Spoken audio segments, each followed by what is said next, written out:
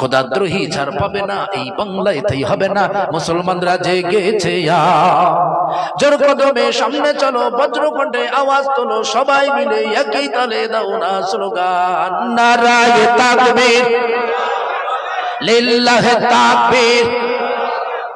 আল কোরআনের আলো, আল হাদিসের আলো, ইসলামের জন্য পৃথিবীর হয়েছে জন্ম, ইসলামের বিরুদ্ধে গেলে পৃথিবী হবে ভিন্ন, ঠিক কিনা? ইসলামের জন্য পৃথিবীর হয়েছে জন্ম, ইসলামের বিরুদ্ধে গেলে পৃথিবী হবে ভিন্ন। ইসলামের বিরুদ্ধে যারা নিয়েছো অবস্থান, এই দেশেতে তাই হবে না, যাও হিন্দুস্তান, ঠিক কিনা? জোর কদমে সামনে চলো, বজ্রকণ্ঠে আওয়াজ তোলো, সবাই মিলে একই তালে দাও না স্লোগান, নারায়ে তাকবীর লিল্লাহে তাকবীর। আল কোরআনের আলো, আল হাদিসের আলো। ঘাবড়ানোর কোনো দরকার নাই।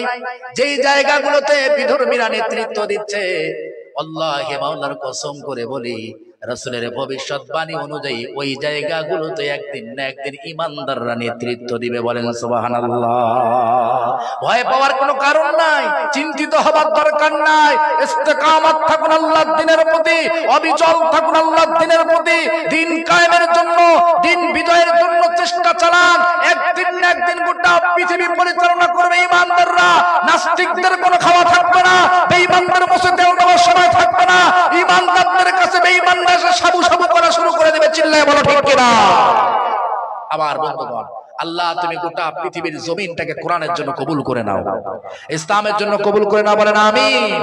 আল্লাহ রাব্বুল আলামিন এই জন্যই তো জানিয়ে দিলেন, গোলাম রে, আমি বললাম আমানু কাউ ওয়াসজুদু, গোলাম জমিনে যতক্ষণ থাকবি আমার কাছে সিজদা দে, মাথা নত কর। কিন্তু আমি আল্লাহ রাব্বুল আলামিনের কাছে মাথা নত করিস না, সিজদা করিস না। আমি আল্লাহ যত নিয়ামত দেই, আমি আল্লাহর সঙ্গে ততই নাফরমানি করিস। এই জন্যই তো আল্লাহ রাব্বুল আলামিন জানিয়ে দিলেন, কাইফা তাকফুরুনা বিল্লাহি ওয়া কুনতুম আমওয়াতান ফাআহয়াকুম সুম্মা يميتكم ثم يحييكم ثم إليه ترجعون। আল্লাহ রাব্বুল আলামিন বলেন, কাইফা তাকফুরুনা বিল্লাহ ওয়া কুনতুম আমওয়াতা, কিভাবে তোমরা তোমার মালিকের সাথে নাফরমানি করো। ও গোলাম, কিভাবে তুমি তোমার মালিকের সঙ্গে বেঈমানি করো, অথচ তোমরা তো মৃত ছিলা। আমি আল্লাহ রাব্বুল আলামিন তোমাদেরকে এক ফোঁটা নাপাক পানি দিয়ে পরিপূর্ণ মানুষ তৈরি করেছে, জীবিত মানুষ, বলেন না সুবহানাল্লাহ। মৃত মানুষগুলোরে আমি আল্লাহ জীবিত করেছি। এই জীবিত মানুষগুলোকে আমি আল্লাহ আবার মৃত্যু দিব, আবার তোমাদেরকে জীবিত করব। এরপর আমি আল্লাহ রাব্বুল আলামিন আমার দরবারে তোমাদেরকে ফিরিয়ে নিব, কথা ঠিক কি না? আমার বন্ধুগণ, তাহলে আপনাকে আমাকে যদি কবরে নেওয়ার পরে আবার যদি জীবিত করে হাসরের ময়দানে আল্লাহর সামনে হাজির করা হয়, তাহলে কিভাবে আল্লাহর সঙ্গে নাফরমানি করেন? আল্লাহর কাছে সিজদা নাই, আল্লাহর কাছে মাথা নত করা নাই, আল্লাহর কাছে রুকু করা নাই। আজকে জুম্মার দিন চলে যায়, শুধুমাত্র কিছু মুসল্লি জুম্মার দিনে খুঁজে পাওয়া যায়। দৈনিক 5 ওয়াক্ত সালাতে মসজিদে 6 কাতারের মধ্যে সর্বোচ্চ 1 থেকে 1.5 কাতার মুসল্লির পাওয়া যায়, বাকি সমস্ত কাতারগুলো ফাঁকা পড়ে রয়ে, বলেন ঠিক কি না? জুমার দিনে নামাজ হয় 1:30টায় না 1:15টায়? 1:15টায় নামাজ হয়। নামাজ শুরু হওয়ার আধা ঘন্টাকে মসজিদের সমস্ত ভেতরে কাতার ভরে যায়। দেখবেন যে মসজিদের বারান্দার কাতারও জায়গা পাওয়া যায় না।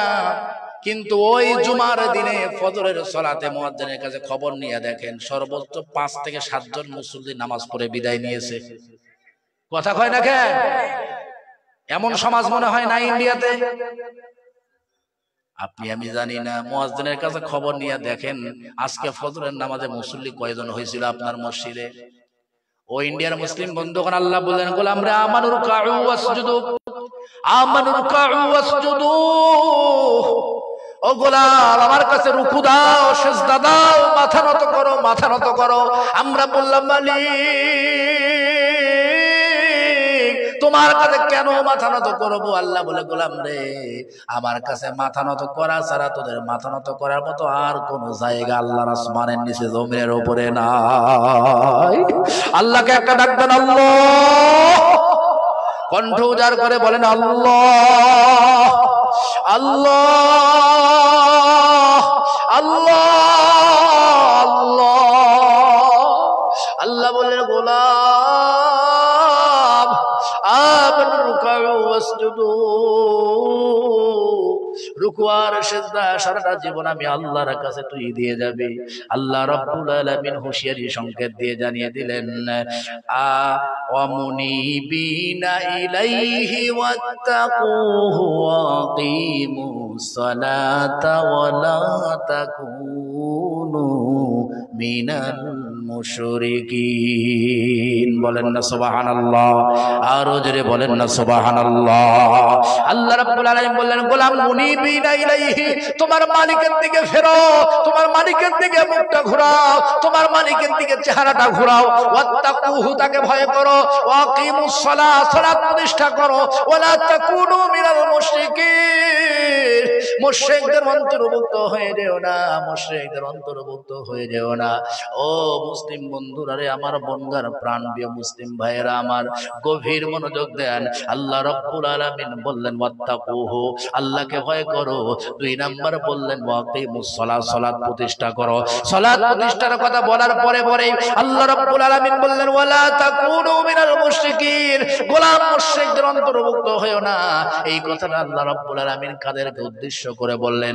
যারা দিন যায়, মাস যায়, বছর যায়, যুগ চলে যায়, আল্লাহর কাছে মাথা নত করে না, সেজদা করে না, এই সমস্ত কপাল পোড়া কুলাঙ্গার গুলোকে লক্ষ্য করে আল্লাহ বলছেন ওয়ালা তাকুনু মিনাল মুশরিকিন।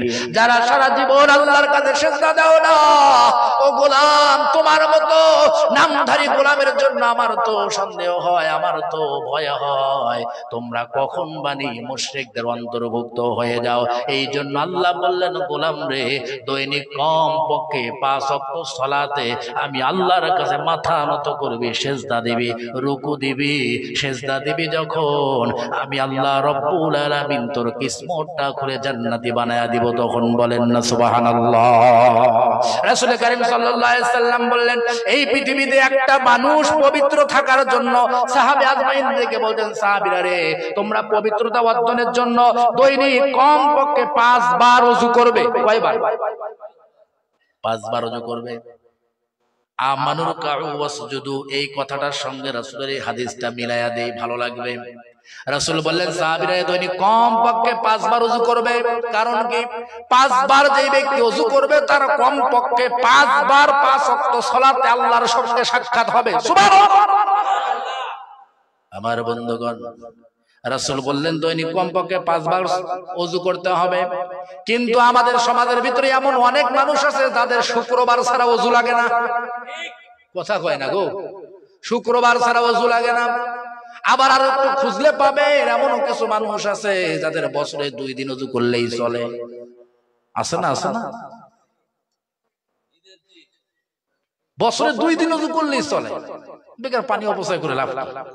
বছরে 2 দিন ওযু করে, এই কিসিমের মুসলমান মনে হয় নাই বছরে 2 দিন ওযু করে নেওয়ালা আছে।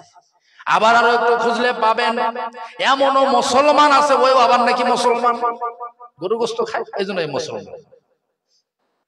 এমনও মুসলমান আবার খুঁজলে পাবেন যাদের বছরেও একদিন ওযু লাগে না। আছে না নাই? বছরেও একদিন ওযু লাগে না। তার মানে কি? একদিন এক ব্যক্তির জোরে জিজ্ঞাসা করলাম, ভাই খবর কি, নামাজ কালাম ঠিক মতো হচ্ছে না? এই করে হুজুর খুব হচ্ছে। তাই নাকি? বলে হ্যাঁ। দৈনিক কয় ওয়াক্ত করে? হুজুর সপ্তাহে একদিন। শোহরবার, শুক্রবার বলতে পারে না, কয় হুজুর শোহরবারে যাই, শোহরবারে নামাজ তো পড়ি হুজুর। শোহরবার কি বারের নামাজ? শোহরবারের নামাজ পড়ে। আমি বললাম বয়স কত হয়েছে? কয় 55। আমি বললাম তার মানে দৈনিক এখনো 5 ওয়াক্ত যাওয়ার মনে হয় সময় হয় নাই। 5 ওয়াক্ত সালাতে মসজিদে যাওয়ার সময় মনে হয় নাই। বলে যে হুজুর পোলা বানগুলোরে কেবল বিয়ে করাইছি, নাতিপুতি হোক, বয়সটা আরো একটু বাড়ুক, দাড়ি টাড়ি গুলো পেকে ঝুলঝুলো হয়ে যাক, শরীরের চামড়া গুলো একটু লুজ হয়ে যাক, কোমরে যখন ব্যথা হবে, ঘাড়ে ব্যথা হবে, হাঁটুতে ব্যথা হবে, উঠতে পারবো না, বসতে পারবো না, কাজ কাম ঠিকভাবে করতে পারবো না, তখন না এই মসজিদে গিয়ে বসে আল্লাহ আল্লাহ আল্লাহ আল্লাহ করব, এই কিসিমের চিন্তাওয়ালা মুসলমান আছে না না? যাদের কোমরে ব্যথা, হাঁটুতে ব্যথা, ঘাড়ে ব্যথা, শরীর চলে না, বৃদ্ধ হয়ে গিয়েছে, সালাতের হক ঠিকভাবে আদায় করতে পারে না, তারা তখন মসজিদে গিয়ে বসে বসে সালাত আদায় করে। আমার আল্লাহ বলে ফেরেশতারা রে এইটারে ধর ধর আর মসজিদ থেকে বের করে দে, এর মতো তামাশাওয়ালা নামাজের দরকার আমি আল্লাহর কাছে নাই। বলেন ঠিক কি না? ডিজিটাল কায়দায় নামাজ পড়ে, ডিজিটাল কায়দায়। সারা জীবন ওনার নামাজ লাগলো না, বুড়ো হয়ে গেল, তখন উঠতে বসতে পারে না, তখন মসজিদে এসে বসে বসে নামাজ আদায় করে। আছে না? একদিন একটা জিজ্ঞেস করলাম ঘটনা, কোনো হুজুর চেয়ার নিয়ে নামাজ পড়ে, চেয়ার। ইন্ডিয়াতে এরকম দেখা যায়, চেয়ার নিয়ে নামাজ পড়ে, এগুলোর মসজিদ থেকে বের করে দিবে। চেয়ার নিয়ে কে নামাজ পড়তে বলছে? চেয়ারে নামাজ পড়ার অনুমতি আছে কোথায়? ঘরের মধ্যে, মসজিদে না। মসজিদে যদি আপনি নামাজ পড়তে পারেন দাঁড়িয়ে দাঁড়িয়ে সমস্ত মুসল্লির মতো, তাহলে আপনি মসজিদে জামাতে নামাজ আদায় করুন, আপনার জন্য জামাতের নামাজ।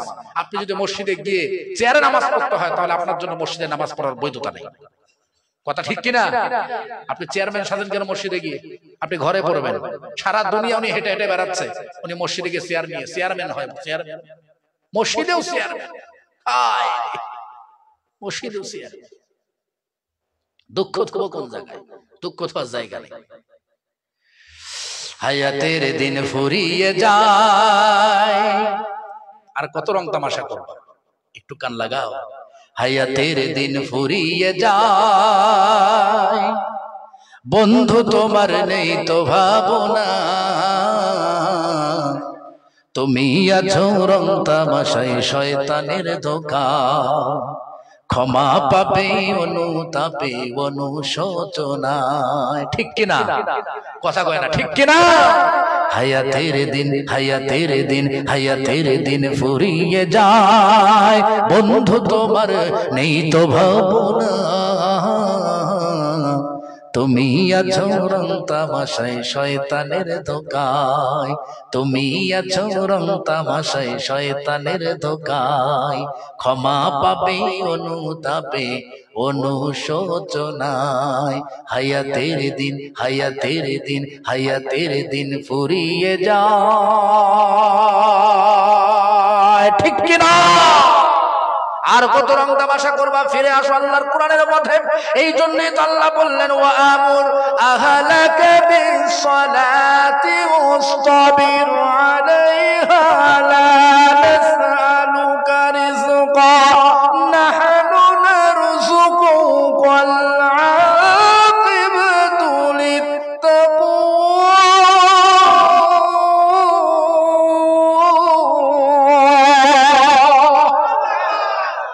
আমার বন্ধুগণ গভীর মনোযোগ দেন, আল্লাহ রাব্বুল আলামিন এই জন্য তো বললেন ওয়া আমুর আহলাকা বিসসালাত ওয়াসতাবির আলাইহা।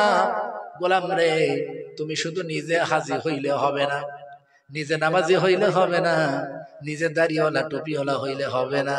ওয়া আমুর আহলাকা বিসসালাত, আল্লাহ বললেন তোমার পরিবারে যতগুলো সদস্য আছে এই সদস্যগুলোকে তোমার নামাজি বানাতে হবে, নামাজের তাগিদ দিতে হবে, ইসলামওয়ালা কালেমাওয়ালা আখরাতওয়ালা বানাতে হবে। এইটা তোমার পরিবারের চেয়ারম্যান হিসাবে তোমার উপর দায়িত্ব আমার আল্লাহ দিয়েছেন। বলেন ঠিক কি না? আল্লাহ কিন্তু বলেন নাই ওয়াসতাবির আলাইহা, গোলাম তুমি নামাজের উপর প্রতিষ্ঠিত থাকো। এই কথা বলার আগে আল্লাহ বললেন ওয়া আমুর আহলাকা বিসসালাত। অনেক হাজী সাহেব দেখবেন জুব্বার ঝুলটা কমপক্ষে আমার থেকে 6 ইঞ্চি লম্বা। কয় ইঞ্চি? কয় ইঞ্চি? 6 ইঞ্চি লম্বা, কমপক্ষে আমার থেকে 6 ইঞ্চি লম্বা। ওই মুরব্বী রাগ করলো নাকি? জায়গা গো জানকে গেলে আমারও নিয়ে যান সাথে করে, একা যায় না। আমার বন্ধুগণ জুব্বার ঝুল আমার থেকে 6 ইঞ্চি লম্বা, মসজিদে 5 কাতারের মুসল্লি, সারা জীবন নিজেকে হাজী হিসেবে বুক ফুলে সমাজের ভিতরে পরিচয় দিল আমি হাজী।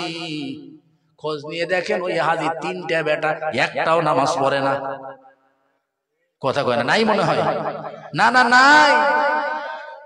খোঁজ নিয়ে দেখেন ওই হাজীর স্ত্রীটা নামাজ পড়ে না, বেনামাজি স্ত্রী হাতে সারা জীবন ওই হাজী নামাজ পড়ে আর বেনামাজি স্ত্রী হাতে খাবার খায়। ঠিক কিনা? এই জন্যই তো আল্লাহ বললেন ওয়ামুর আহলাকা বিসসালাত, ওয়ামুর আহলাকা বিসসালাত, তোমার স্ত্রীটারে তোমাকে নামাজের জন্য তাগিদ দিতে হবে। তোমার সন্তানগুলো নামাজ পড়ে না, তাদেরকে নামাজি বানাতে হবে। কিন্তু তোমার তো তাদের নামাজি বানানোর চিন্তা নাই। তুমি মনে করছো আমি একা একা নামাজ পড়ে আল্লাহর জান্নাতে যাব। আল্লাহ কয় আয় মর আগে তোরে আগে ডান্ডা পিটা করে সাইজ করব, ঠিক কি না? মনে রাখো ভারতের মুসলমান, তোমার সন্তান যদি বেনামাজি থাকে, তুমি যদি তোমার সন্তানকে নামাজের দাওয়াত না দাও, তুমি যদি তোমার স্ত্রীটাকে নামাজের দাওয়াত না দাও, কাল কিয়ামতের দিন ওই বেনামাজি স্ত্রী আর সন্তানগুলোকে আসামির কাঠগড়ায় দাঁড় করানোর আগে আমার আল্লাহ রব্বুল আলামিন তোমাকে আসামির কাঠগড়ায় দাঁড় করায়া দিবেন। বলেন নাউজুবিল্লাহ। কি মনে করেছো আগে তোমাকে জাহান্নামীদের কাতারে দাঁড়াতে হবে? প্রত্যেকটা অভিভাবকের দায়িত্ব হলো দিন শেষে যখন ঘরে ফিরবে প্রাণের বিবিকে ডাকবে, প্রাণের বিবি সারাদিনে কয় ওয়াক্ত সালাত আদায় করেছো হিসাব দাও। 3 ওয়াক্ত পড়ো নাই, 2 ওয়াক্ত পড়েছো, বা 2 ওয়াক্ত পড়ো নাই 3 ওয়াক্ত পড়েছো, যাও ওই 2 ওয়াক্ত সালাতকে আদায় করে আসো, এরপর টেবিলে বসো, তাছাড়া তোমার সঙ্গে আমার কোনো সম্পর্ক নেই। এইভাবে আপনি অপারেশন চালিয়ে দেখেন না কেন, সর্বোচ্চ 3 মাস আপনার স্ত্রী আর বেনামাজি থাকবে না, আপনার স্ত্রী পাঞ্জেগানা নামাজি হয়ে যাবে, ঠিক কিনা? সারাদিন বাহিরে থেকে ঘরে ফিরে সন্তানগুলোরে ধরেন না কেন একটা একটা করে? সলিমুদ্দি কলিমুদ্দি আসো সামনে, সারাদিনে কয়েকটা সালাত হয়েছে, কয়েকটা সালাত কাজা হয়েছে হিসাব দাও। যখন সন্তান বলবে বাবা আমি 4 ওয়াক্ত পড়েছি, 1 ওয়াক্ত পড়তে পারি না, যাও ওই 1 ওয়াক্ত সালাত আগে আদায় করে আসো, তারপর বিছানায় শোবা, তাছাড়া আমার বাড়িতে তোমার জায়গা নেই। কথা বলেন না কেন? কিন্তু এটা কি আমরা করতে পেরেছি? পারি না। আমরা শুধু মাথার ঘাম পায়ে ফেলে বিবি বাচ্চাদের সুখ শান্তির জন্য জীবনের সুখ শান্তি সব শেষ করে দিলাম, জীবনে আরাম আয়ের সব শেষ করে দিলাম শুধুমাত্র স্ত্রী সন্তানের সুখের জন্য। কিন্তু ওই স্ত্রী সন্তান বেনামাজি হয়ে জাহান্নাম খরিদ করছে, এর কারণে আপনি স্বামীও জাহান্নামী হয়ে যাচ্ছেন, সেই খেয়াল তো আপনার আমার নাই। আমার বন্ধুগণ, আল্লাহ রাব্বুল আলামিন বলছেন লা নাসআলুকা রিজকান নাহনু নারযুকু। আল্লাহ রাব্বুল আলামিন বলে গোলাম রে, আমি তো তোর কাছে রিজিক চাই না, রিজিক তো আমি আল্লাহ রাব্বুল আলামিন তোদেরকে দেই। বলেন সুবহানাল্লাহ। বর্তমান বিজ্ঞানীরা বলছে, ও পৃথিবীর মুসলমানেরা আমার, বর্তমান বিজ্ঞানীরা বলছে আল্লাহ রাব্বুল আলামিনের কাছে রিজিকের অভাব নাই, অফুরন্ত রিজিকের ভান্ডার মহান মালিকের কাছে আছে। বলেন সুবহানাল্লাহ। কেমন করে বুঝবেন? মোল্লার কথা শুনবার দরকার নাই, বিজ্ঞান ভিত্তিক একটা তথ্য আজকে বনগার মুসলমানদেরকে দিয়ে যায়। বর্তমান বিজ্ঞানীরা বলল এই পৃথিবীর সব থেকে বড় একটা প্রাণী, যেই প্রাণীটা সমুদ্রের অথই পানিতে বসবাস করে, সুবহানাল্লাহ। বিজ্ঞানীরা বলে ওই প্রাণীটি পৃথিবীর সব থেকে বড় প্রাণী, যার নাম হলো নীলতিমি। কি নাম বললাম? যার নাম হলো নীলতিমি। বিজ্ঞানীরা বলে এক একটা করে নীলতিমি 98 ফিট পর্যন্ত লম্বা হয় আর 200 টন পর্যন্ত ওজন হয়, সুবহানাল্লাহ। কত ফিট লম্বা, ওজন কতখানি? 200 টন পর্যন্ত ওজন হয়, 98 ফিট পর্যন্ত লম্বা হয়।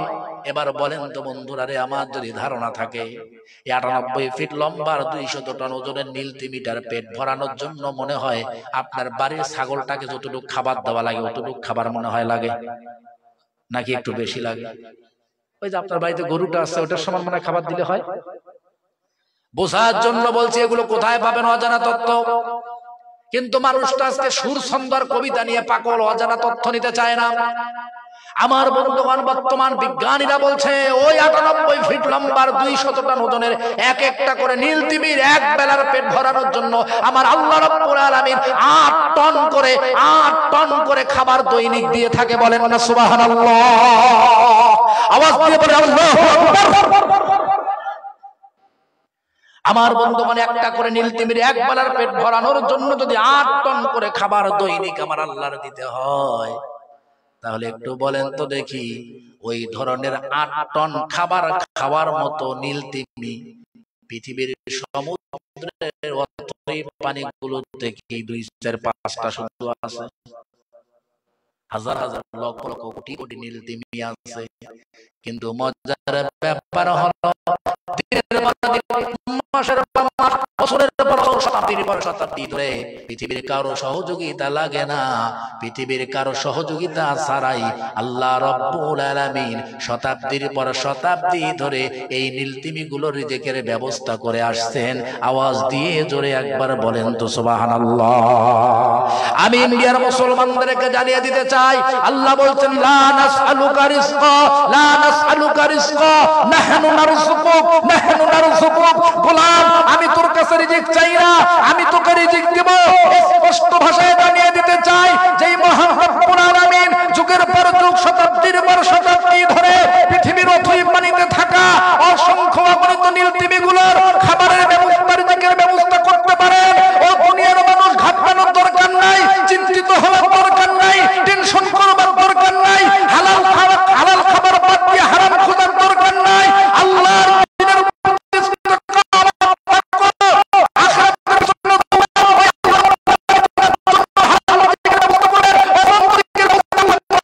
সাজীবন করে রাখবেন। বলেন সুবহানাল্লাহ, আওয়াজ দিয়ে বলেন সুবহানাল্লাহ।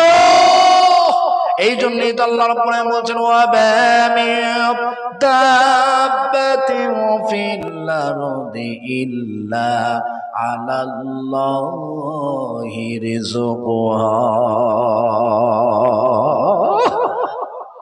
জমিনে বিচরণশীল এমন কোন প্রাণী নাই যে প্রাণীর রিজিকের ব্যবস্থা আমি আল্লাহ রাব্বুল আলামিন করি না। গর্তের ভিতরে আমাবস্যা রজনীতে গর্তের ভিতরে ছোট্ট একটি পিপিলিকা আস্তে আস্তে হাঁটে। এই পিপিলিকার খবর পৃথিবীর কোন মানুষ কি জানে?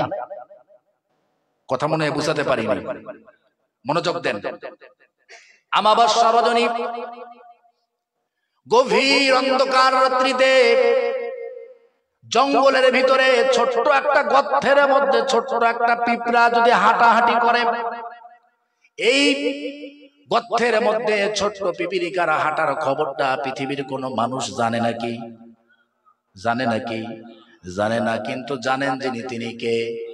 এবার বলেন তো দেখি, পৃথিবীর কোন মানুষ গর্তের মধ্যে থাকা ছোট্ট পিপিলিকার খবর রাখে না, কিন্তু এই গর্তের মাঝে ছোট্ট ছোট্ট পিপিলিকা গুলোরও রিজিকের ব্যবস্থা যিনি করছেন তিনি যেন কে?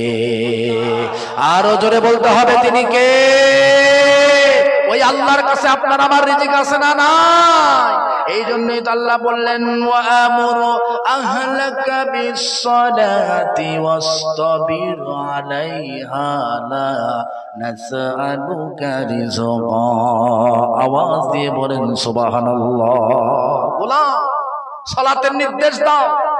তোমার মতো মুসলিম অভিভাবক পরিবারের মধ্যে থাকার পরেও তোমার সন্তান কিভাবে বেনামাজি থাকে, তোমার স্ত্রী কিভাবে বেনামাজি থাকে, তোমার একটা ছোট বোন আছে সে কিভাবে বেনামাজি থাকে, তোমার একটা মা আছে সে কিভাবে বেনামাজি থাকে। লা নাসআলুকা রিজকা, আমি তো রিজিক চাই না তোমার কাছে। নাহনু নারযুকু, রিজিক তো আমি আল্লাহই তোমাকে দেই। সুতরাং তোমার দায়িত্ব হলো পরিবারের সমস্ত সদস্যদেরকে নামাজি বানায়া দেওয়া। আল্লাহ তুমি কবুল করো, চিল্লায় বলেন আমিন। আরো জোরে বলেন না আমিন। আল্লাহ রাব্বুল আলামিন তাহলে এক নাম্বার মেসেজ দিলেন আমানুর কাউ ওয়াসজুদু, রুকু আর সিজদা হবে সারা জীবন আল্লাহর জন্য। দুই নাম্বার মেসেজ আল্লাহ রাব্বুল আলামিন দিলেন ওয়াবুদু রাব্বাকুম। আওয়াজ দিয়ে বলেন না সুবহানাল্লাহ। ওয়াবুদু রাব্বাকুম, আল্লাহ বললেন গোলাম রে, গোলাম রে, গোলাম রে, তোমাদের মালিকের গোলামি দাসত্ব আর তাবেদারি করে জীবনটা কাটিয়ে দাও। কিন্তু বড় আফসোসের বিষয় হলো এই জমিন আল্লাহর নিয়ামত ভক্ষণ করে, কিন্তু আল্লাহর গোলামি নাই, আল্লাহর দাসত্ব নাই, আল্লাহর তাবেদারি নাই। সারাটা জীবন মুসলমানের খাতায় নাম দেওয়ার পরেও শয়তানের দাসত্ব আর তাবেদারি করে করে জীবনটা কাটিয়ে দিল। এই কিসিমের মুসলমানের অভাব বর্তমান পৃথিবীতে নাই, ঠিক কিনা? নাম মুসলমান, বাবা যে মুসলমান ছিল, দাদা যে মুসলমান ছিল, তারও বাবা যে মুসলমান ছিল, সেই জন্য সে মুসলমান। কিন্তু সারা জীবন আল্লাহর নাফরমানি করল, আল্লাহর গোলামি দাসত্ব আর তাবেদারি নাই। শয়তানের দাসত্ব আর তাবেদারি করে জাহান্নাম খরিদ করে ফেললো। এরপরেও তার হুঁশ নাই। আল্লাহ রাব্বুল আলামিনকে আমরা বললাম ওগো মালিক, তোমার গোলামি যদি না করি, তোমার দাসত্বর তাবেদারি যদি না করি, তাহলে আমাদের কি হবে? কেন তোমার গোলামি আর দাসত্ব তাবেদারি করতে হবে? যদি না করি তাহলে কোনো ক্ষতি আছে নাকি? আচ্ছা বলেন তো, আল্লাহর জমিনে থেকে আল্লাহর গোলামি না করলে ক্ষতি আছে না নাই? কি ক্ষতি আছে? আমি মোল্লার কথা নয়, কোরআনের দলিল নেন। আল্লাহর কোরআন বললেন, ওয়ামান আরাদা আন যিকরি ফাইন্না লাহু মাঈশাতান দানকা ওয়া নাহশুরুহু ইয়াওমাল কিয়ামাতি আমা। কণ্ঠ উজাড় করে বলেন তো আল্লাহু আকবার, আরো জোরে আল্লাহু আকবার। আমার বন্ধুগণ, আল্লাহ রাব্বুল আলামিন বললেন, ওমান আরাদা আন যিকরি, যারা আল্লাহর কোরআন থেকে, আল্লাহর স্মরণ থেকে, আল্লাহর গোলামি থেকে, আল্লাহর দাসত্ব থেকে যারা বিমুখ হয়ে যাবে, ফাইন্না লাহু মাঈশাতান দানকা, তাদের জীবনটা সংকীর্ণ হয়ে যাবে। নাউজুবিল্লাহ। আল্লাহর কোরআন থেকে, আল্লাহর স্মরণ থেকে, আল্লাহর গোলামি থেকে, আল্লাহর দাসত্ব থেকে যারা বিমুখ হয়ে যাবে, দূরে সরে যাবে, আল্লাহর দাসত্ব বাদ দিয়ে মানুষের দাসত্ব করে যারা জীবনটা পরিচালনা করবে, আল্লাহর কোরআনের বিধান বাদ দিয়ে মানুষের বানানো মন্ত্র তন্ত্র দিয়ে যারা জীবন পরিচালনা করার সিদ্ধান্ত নেবে, তাদের এক নাম্বার সমস্যাটা হবে ফাইন্না লাহু মাঈশাতান দানকা, দুনিয়ার জীবনটা তাদের সংকীর্ণ হয়ে যাবে। ইনকাম যতই করবে, অভাব অনাটন বেশি দেখা দিবে। যতটাই শান্তিতে থাকতে চাবে, অশান্তি তাকে বেশি ধরে ফেলবে। এরকম অনেক মানুষ দেখবেন, ইনকাম খালি করে আর করে, কিন্তু খালি অভাব আর অভাব, নাই মনে হয়। যত শান্তি খোঁজে, খালি অশান্তি আর অশান্তি। তার মানে কি? মাঈশাতান দানকা, দঙ্কার এক নাম্বার অর্থ হলো জীবনটা সংকীর্ণ হয়ে যাবে, হায়াত কমে যাবে, ইজ্জত কমে যাবে, সম্মান কমে যাবে, রূপ সৌন্দর্য কমে যাবে, সুখ শান্তি কমে যাবে, রিজিক কমে যাবে, বরকত কমে যাবে, পরিবারের ভিতরে অশান্তি ঢুকে পড়বে। মাঈশাতান দানকার দুই নাম্বার অর্থ হলো মরার সাথে সাথে কবরটা এত ছোট হয়ে যাবে, দুই পাশের প্রাচীরগুলো এমন ভাবে চাপ দেয়া শুরু করবে, শরীরের হাড়গুলো ভেঙে চুরে চুরমার হয়ে যাবে। বলেন নাউজুবিল্লাহ। আমার বন্ধুগণ, এই ব্যক্তিগুলোর ব্যাপারে আল্লাহ রাব্বুল আলামিন বলছেন, কিয়ামতের দিন তাদের অবস্থাটা কেমন হবে? আল্লাহ রাব্বুল আলামিন বললেন, ওয়া নাহশুরুহু ইয়াওমাল কিয়ামাতি আমা। বলেন আল্লাহু আকবার। আল্লাহ রাব্বুল আলামিন বললেন, ওয়া নাহশুরুহু ইয়াওমাল কিয়ামাতি আমা। এই মানুষগুলো যারা দুনিয়াতে আল্লাহর দাসত্ব করে নাই, এই মানুষগুলোকে কিয়ামতের দিন আল্লাহ রাব্বুল আলামিন অন্ধ অবস্থায় উঠাবেন। অন্ধ, চোখ থাকবে কিন্তু চোখের পাওয়ার থাকবে না। নাউজুবিল্লাহ। চোখ থাকবে, পাওয়ার থাকবে না। দুনিয়াতে কিছু মানুষ দেখবেন, দেখে মনে হয় চোখ দুটো ভালো, চোখে মনে হয় দেখে, কিন্তু আসলেও তাদের চোখের পাওয়ার নাই। চোখের জ্যোতি নষ্ট হয়ে গিয়েছে, চোখের পাওয়ার নষ্ট হয়ে গিয়েছে। কিয়ামতের দিন এই আল্লাহ ভোলা মানুষগুলো, আল্লাহর দাসত্ব বাদ দেওয়া মানুষগুলো, আল্লাহর তাবেদারি বাদ দেওয়া মানুষগুলোকে আল্লাহ রাব্বুল আলামিন চোখ সহকারে উঠাবে, কিন্তু চোখের থাকবে না পাওয়ার। কি থাকবে না? পাওয়ার থাকবে না, চোখে দেখবে না, চোখের আলো থাকবে না। তখন তার আল্লাহ রাব্বুল আলামিনের কাছে বলবে, ক্বালা রাব্বি লিমা হাশারতানি আমা ওয়া ক্বাদ কুনতু বাসীরা। আল্লাহ রাব্বুল আলামিনের কাছে বলবে, ক্বালা রাব্বি লিমা হাশারতানি আমা, হে মালিক, তুমি আমাকে অন্ধ অবস্থায় উঠালে কেন? ক্বাদ কুনতু বাসীরা, অথচ আমি তো চোখে দেখতাম, আমার তো চোখ ছিল, তুমি আমাকে কত সুন্দর চোখ দিয়েছিলা। আমার বন্ধুগণ, চোখ হারালা মানুষগুলো যখন আল্লাহর কাছে এইভাবে দুঃখের সাথে বলতে থাকবে, গো মালিক, আমাকে অন্ধ অবস্থায় উঠালে কেন? আমার চোখগুলো কোথায়? আমাকে তুমি অন্ধ অবস্থায় কেন উঠালে? তখন আল্লাহ রাব্বুল আলামিন জবাব দিয়ে বলবেন, ক্বালা কাযালিকা আতাতুকা আয়াতুনা ফানাসিতাহা ওয়া কাযালিকাল ইয়াওমা তুনসা। আল্লাহু আকবার। আল্লাহ রাব্বুল আলামিন গোলাম রে, আলেম ওলামারা তোর কাছে দাওয়াত নিয়ে গিয়েছিল, তোকে জানিয়েছিল জমিনে থাকলে আল্লাহর গোলামি করতে হবে, আল্লাহর কোরআনের ছায়াতলে আশ্রয় গ্রহণ করতে হবে, আল্লাহর বিধান মানতে হবে, আল্লাহর তাবেদারি আর দাসত্ব করে জীবনটা কাটিয়ে দিতে হবে। কিন্তু তুই ঘাড় বাঁকা করে চলে গিয়েছিলি, আল্লাহর কোরআনের দাওয়াত গ্রহণ করিস নাই, আল্লাহর কোরআনের বিধানটা মেনে জীবন পরিচালনা করিস নাই, আল্লাহর দাসত্ব তাবেদারি করে জীবনটা কাটাইস নাই। এই জন্যই তো দুনিয়ার জমিনে আমি আল্লাহকে ভুলে যাওয়ার কারণে আজকে ময়দানে মাহাশরে আমি আল্লাহ রাব্বুল আলামিন তোকেও ভুলে যাচ্ছি। তোর চোখ থাকার পরেও চোখে দেখছিস না, তোর চোখের পাওয়ার গুলো আমি আল্লাহ এই জন্যই তো কেড়ে নিয়েছি। বলেন নাউজুবিল্লাহ। চোখ থাকবে, চোখের পাওয়ার থাকবে। এই জন্যই আল্লাহ রাব্বুল আলামিন বললেন, গোলাম রে যদি বাঁচতে চাস এখনো সুযোগ আছে, ওয়াবুদু রাব্বাকুম, তোমাদের মালিকের দাসত্ব করো, তাবেদারি করো। আমার বন্ধুগণ, আল্লাহ রাব্বুল আলামিন বলছেন, গোলাম জমিনে যত কিছু দেখছি সব কিছু আমি আল্লাহ তোর জন্য দিয়ে দিলাম, সব কিছু তোর জন্য দিয়ে দিলাম। একজন বলতেছে, ও গো আল্লাহ, গরুর গোশত তো আমার অ্যালার্জি, আমি খাই না। আল্লাহ বলে, গোলাম রে ওটা খাওয়ার দরকার নাই, দেশি মুরগির গোশত আছে, এটা খা। সুবহানাল্লাহ বলবেন না? গোলাম বলে, ওগো মালিক, দেশি মুরগির গোশত তো আমি খাইতে পারি না, একটু গন্ধ করে। আল্লাহ বলে, ও খাওয়ার দরকার নাই, কবুতরের গোশত খা। সে বলে, আল্লাহ আমার কোনো গোশতই সহ্য হয় না। আল্লাহ বললেন, গোলাম রে গোশত খাওয়ার দরকার নাই, অসংখ্য অগণিত মাছ আমি সমুদ্রের পানির মধ্যে রেখে দিলাম, যেই মাছটা ভালো লাগে সেই মাছটা তুই খা। সুবহানাল্লাহ। নিয়ামত কার? কথা কয় না, নিয়ামত কার? আমার বন্ধুগণ, আমরা বললাম, ওগো মালিক, মাছ গোশ কিছুই আমার ভালো লাগে না। আল্লাহ বললেন, গোলাম রে মাছ গোশ কিছুই যদি ভালো না লাগে তাহলে মিনারেল ওয়াটার খা। সুবহানাল্লাহ কোন? আমরা বললাম, ওগো মালিক, মিনারেল ওয়াটার এ কত মাস আগে প্যাকেটের মধ্যে ঢুকাইছে, বোতলের মধ্যে ঢুকাইছে, তার তো ঠিক নেই, বাসি পানি, এ পানি আমি খাবো না। আল্লাহ বলে, গোলাম রে তো ওই মিনারেল ওয়াটারের কথা বলি নাই, এমন মিনারেল ওয়াটারের সংবাদ আমি আল্লাহ রাব্বুল আলামিন তোরে দিচ্ছি, যে মিনারেল ওয়াটার পৃথিবীর কোনো মানুষ দেখা তো দূরের কথা, হাত দিয়ে কোনোদিন স্পর্শ করতে পারে নাই। বলেন না সুবহানাল্লাহ। আল্লাহ বললেন, গোলাম ওই মিনারেল ওয়াটার